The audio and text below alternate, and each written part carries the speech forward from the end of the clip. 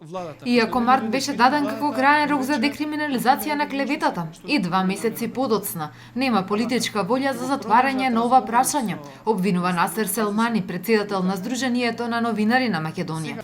Преговорите со владата се замрзнати. Роковите сега се пролонгираат за крајот на јуни, но ако до септември клеветата не биде декриминализирана, тогаш Македонија ќе добие негативен извештај од Европа за својот напредок, објаснува Селмани, а слободата на медиумите и понатаму ќе биде главна мета за европските критики. Ако нема напредок, ние во октомври ќе добиеме негативен извештај.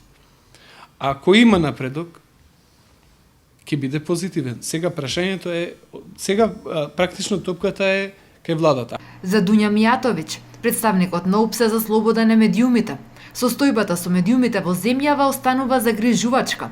Засегнатите страни мора да седнат на маса и да најдат заедничко решение за подобрување на состојбите во медиумите, вели Мијатовиќ, и за Ајден додава.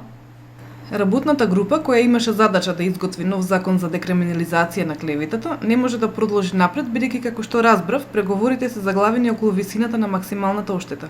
На владата ја понудив помошта на мојата канцеларија, но таму се уште нема официјален одговор. Сепак, процесот за декриминализација на клеветата, согласно меѓународната пракса, зависи од политичката волја. Од ЗНМ објаснуваат, владата бара превисоки казни за новинарите, кои во граѓански процес ќе бидат тужени за клевета.